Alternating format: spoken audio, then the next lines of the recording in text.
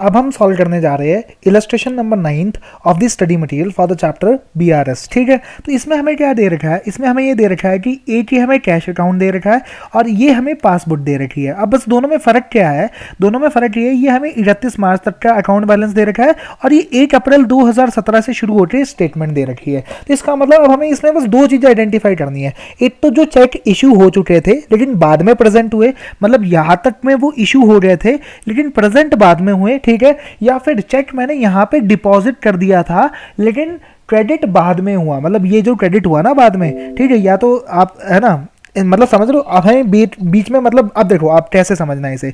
अब आप देखो क्लोजिंग बैलेंस था 3,13,000 रुपए लेकिन एज पर पासबुक था 3,65,000 रुपए। ऐसा क्यों हुआ? ऐसा इसलिए हुआ क्योंकि आप अगर आप देखो राम सिंघल गोयल एंड पटेल, तो आप देखो राम गोयल और पटेल का जो क्रेडिट हुआ ना, ये आप देखो यहाँ पे है ना, गोयल और पटेल, ठीक है, राम सिंघल का तो चलो यहाँ पे नाम नहीं आ रहा, तो इसका मतलब क्या हुआ, गोयल और पटेल जो थे वो बाद में क्रेडिट हुए थे जबकि कैश बुक में वो पहले ही क्रेडिट हो गए। ठीक है, इसका मतलब पहला क्या था, अगर आप देखो गोयल और पटेल कैश बुक में तो 31 मार्च में क्रेडिट हो गए जबकि पासबुक में ये बाद में क्रेडिट हुए। तो इसका मतलब क्या हुआ, ये check deposited but not cleared. ये इसका मतलब क्या हुआ, मैंने चेक तो डिपॉजिट कर दिया था यहाँ पे लेकिन क्लियर ये बाद में जाके हुआ है। ठीक है, तो इसका मतलब ये हो गया। ठीक है, तो इसका मतलब क्या होगा, जो कैश बैलेंस आ रहा है ना वो ज्यादा आ रहा होगा। क्यों? क्योंकि इसमें ये दो एंट्रियां पड़ी हुई है जो बाद में आई है पासबुक में। ठीक है, और दूसरी एंट्री अगर आप क्रेडिट साइड पे देखना चाहो, है ना, तो आप देखो मोदी पटेल सुरेश, ठीक है, नरेश रमेश। अब देखो एक ये रमेश वाली जो एंट्री है ना, वो ही देखो, ये दोनों एंट्रियां अब देखो मैं हाईलाइट दे रहा हूँ। ठीक है, रमेश वाली एंट्री जो, इसका मतलब क्या हुआ कि रमेश की पेमेंट कैश बुक में पहले ही डल रही थी, मतलब ये check issued but not presented. ये मतलब ये चेक मैंने इशू तो कर दिया था 24 मार्च को ही लेकिन ये प्रेजेंट 12 अप्रैल को हुआ है। तो इसका मतलब क्या हुआ, check issued but not presented 1.5 lakh रुपए आ रहा है। तो इसका मतलब क्या हुआ, ये वाला जो बैलेंस था ये 3,13,000 जैसे ओपनिंग बैलेंस है ना, ओपनिंग बैलेंस, ठीक है, ओपनिंग बैलेंस जो मेरे पास है वो है 3,13,000 रुपए, है ना। अब मैंने बोला जो check issued but not presented, मतलब इसका मतलब क्या था, कैश बुक में इसका पहला इफेक्ट क्या था, इसमें पहले चेक बुक क्रेडिट हुआ है तो मुझे क्या करना है, ये रिवर्स करना है। तो मैंने बोला ठीक है, अगर मुझे ये पासबुक का बैलेंस निकालना है तो मुझे ऐड देना है। तो मैंने बोला रमेश को जो मैंने चेक दे रखा है वो मुझे क्या करना है, ऐड देना है, क्योंकि ये क्रेडिट माइनस हो रखा है लेकिन पासबुक में ये चीज़ नहीं हो रखी। अब इसी तरीके से सिमिलरली ये मेरे कैश बुक में ऐड हो रखा है लेकिन पासबुक में ये ऐड नहीं हो रखा। तो इसका मतलब क्या करना है, ये मुझे माइनस करना है, सिंपल। तो मैंने बोला चेक है ना, ये गोयल और पटेल, ठीक है, गोयल एंड पटेल, ठीक है, गोयल एंड पटेल, तो इसका मतलब ये माइनस हो गया मेरे पास। ठीक है, बड़ा सिंपल है, ठीक है ना, 33 + 65, है ना। तो ये अब हमारी इलस्ट्रेशन, अब इससे हमारा जो ये, अगर मैं ये करूँ ना, this plus this minus this, तो अगर मैं ये करूँ तो 3,65,000 रुपये याद आता है जो अब हमारा है ना पासबुक का बैलेंस था। तो ये बड़ी सिंपल इलस्ट्रेशन थी जो हमने 2 मिनट में सॉल्व कर ली। अब हम इलस्ट्रेशन नंबर 10 सॉल्व कर लेते हैं। अब हम illustration number 10th of the study material solve करते हैं। तो इसमें हमें क्या दे रखा है, when Nikki and company received a bank statement showing a favourable balance. अब बैंक स्टेटमेंट में फेवरेबल बैलेंस है, मतलब ये कौन सा बैलेंस है, ये 10,39,200 रुपए क्रेडिट बैलेंस है। ये हमें सबसे पहले समझना पड़ेगा। This did not agree with the balance in the cash book and examination shows this, है ना। तो अब मतलब ये 10,39,200 रुपए जो बैलेंस है ना, ये पासबुक का जो क्रेडिट बैलेंस है ना वो है ये। ठीक है, ये पासबुक का 10,39,200 रुपए पासबुक का जो क्रेडिट बैलेंस है ना वो वाला ये आपका बैलेंस है। तो इसे मैंने बोला ओपनिंग बैलेंस, ठीक है, ओपनिंग बैलेंस है ना, और फेवरेबल है। फेवरेबल मतलब क्या हुआ, पासबुक में अगर मैं यहाँ पे अगर रिकंसिलिएशन फ्रॉम पासबुक करना है मुझे, ठीक है, तो अब मुझे जो बैलेंस दे रखा है ना वो दे रखा है 10,39,200 रुपए क्रेडिट बैलेंस। ठीक है, और मुझे रिकंसिलिएशन करना है पासबुक से कैश बुक पे पहुंचना है। ठीक है, अब अपन चलते हर एक एडजस्टमेंट की ओर। ठीक है, अब an examination of the cash book and deposit of rupee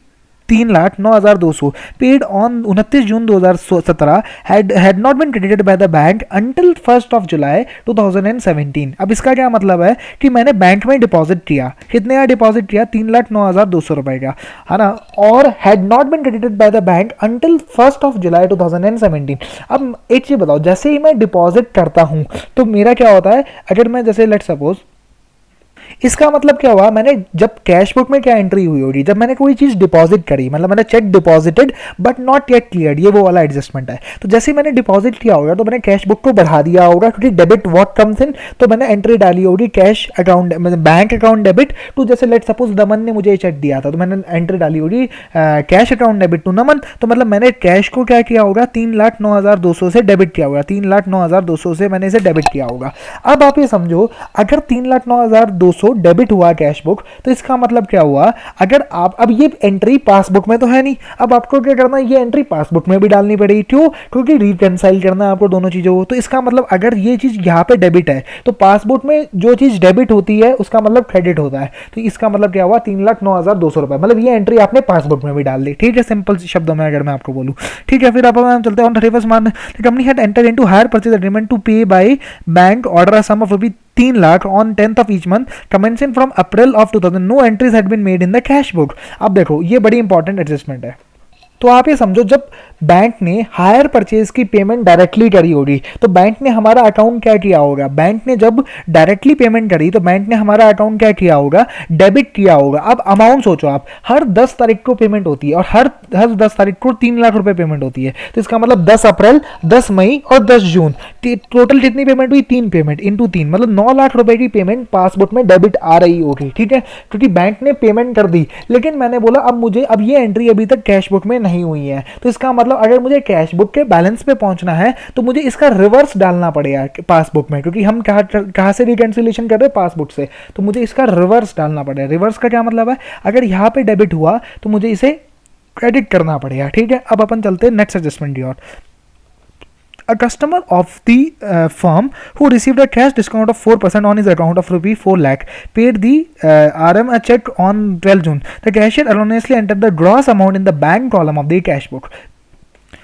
तो इसका मतलब क्या हुआ कि जैसे 4 लाख पे 4% डिस्काउंट मिलना चाहिए था, मतलब 16,000 रुपये क्या होना चाहिए था, डिस्काउंट होना चाहिए था। लेकिन मैंने क्या किया, जो डेबिट मारा ना, जब मुझे रिसिप्ट हुई तो वो हुई 3,84,000 रुपये की, क्योंकि 4 लाख माइनस 16,000 रुपये। लेकिन मैंने जो गलती से जो डेबिट दिया ना कैश बुक में, वो मैंने क्या किया, 4 लाख का ही डेबिट दे दिया। तो इसका मतलब क्या हुआ, कैश बुक में जो ट्रीटमेंट हुआ ना वो 16,000 एक्सेस डेबिट मारा मैंने। ठीक है, वो कैश बुक में क्या ट्रीटमेंट है, 16,000 एक्सेस डेबिट मारा मैंने। ठीक है, क्योंकि देखो ना, मैंने 4 लाख से एंट्री मारी, जबकि एंट्री इतने से होनी चाहिए थी 384 से, क्योंकि 16,000 रुपये तो कैश डिस्काउंट है। तो इसका मतलब मैंने कैश बुक में डेबिट मारा 16,000 से ज़्यादा। ठीक है, अब अगर मान लो अब ये एंट्री पासबुक में नहीं है, तो अगर आपको रिकंसाइल करना है तो आपको क्या करना पड़ेगा, ये एंट्री पासबुक में डालनी पड़ती।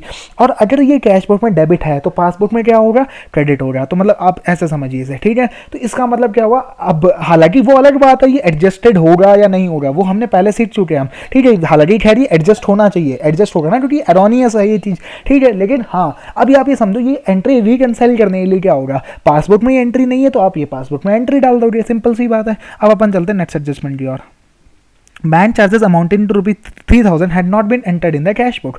अब आप समझो कि बैंक चार्जेस जो 3,000 रुपये थे, वो क्या था कि पासबुक में जो 3,000 रुपये के बैंक चार्जेस थे, तो आप समझो पासबुक में अगर बैंक चार्जेस की एंट्री डाली तो इसका मतलब 3,000 क्या हुआ होगा, डेबिट।